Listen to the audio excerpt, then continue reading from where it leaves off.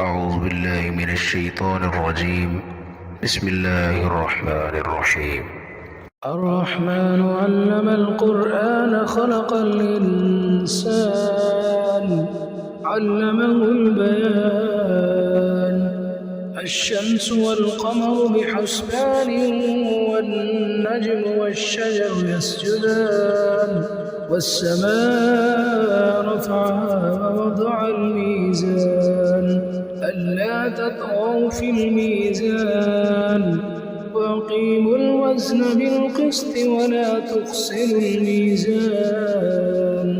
والأرض وضعها للأنام فيها فاكهة والنخل ذات الأكمام والحب ذو العصف والريحان فبأي آلاء ربكما تكذبان خلق الإنسان من صلصال كالفخار وخلق الجان من مارج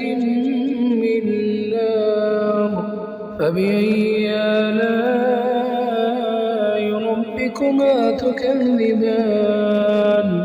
رب المشرقين ورب المغربين فبأي آلاء ربكما تكذبان مرج البحرين يلتقيان بينهما برزخ لا يبغيان فبأي آلاء ربكما تكذبان يخرج منهما اللؤلؤ والمرجان فبأي آلاء ربكما تكذبان وله الجوار المنشآت في البحر كالأعلام فبأي آلاء ربكما تكذبان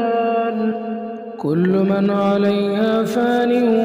ويبقى وجه ربك ذو الجلال والإكرام فبأي آلاء ربكما تكذبان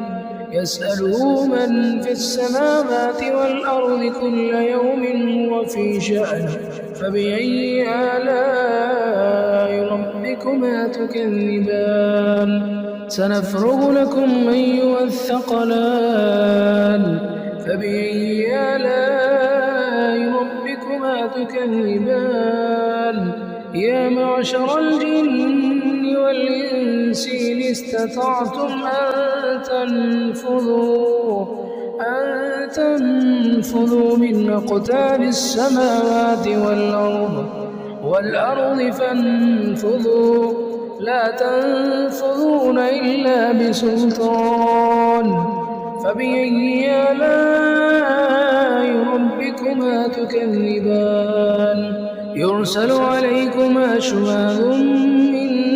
نار ونحاس فلا تنتصران فبأي آلاء ربكما تكذبان فإذا انشقت السماء فكانت وردة كالدهان فبأي آلاء ربكما تكذبان فيومئذ لا يسأل عن ذنبه إنس ولا جان فبأي آلاء ربكما تكذبان يعرف المجرمون بسيماهم فيؤخذ بالنواصي والأقدام فبأي آلاء ربكما تكذبان هذه جهنم التي يكذب بها المجرمون يطوفون بينها وبين حميم آن فبأي آلاء ربكما تكذبان ولمن خاف مقام ربه جنتان فبأي آلاء ربكما تكذبان ذواتا أفنان فبأي آلاء ربكما تكذبان فيهما عينان تجريان فبأي آلاء ربكما تكذبان فيهما من كل فاكهة زوجان فبأي آلاء ربكما تكذبان متكئين على فرش بطائنها من استبرق وجنى الجنتين دان فبأي آلاء ربكما تكذبان فيهن قاصرات الطرف لم يطمثهن إنس قبلهم ولا جان فبأي آلاء ربكما تكذبان كأنهن الياقوت والمرجان فبأي آلاء ربكما تكذبان هل جزاء الإحسان إلا الإحسان فبأي آلاء ربكما تكذبان ومن دونهما جنتان فبأي آلاء ربكما تكذبان مدهامتان فبأي آلاء ربكما تكذبان فيهما عينان نضاختان فبأي آلاء ربكما تكذبان فيهما فاكهة ونخل ورمان فبأي آلاء ربكما تكذبان فيهن خيرات حسان فبأي آلاء ربكما تكذبان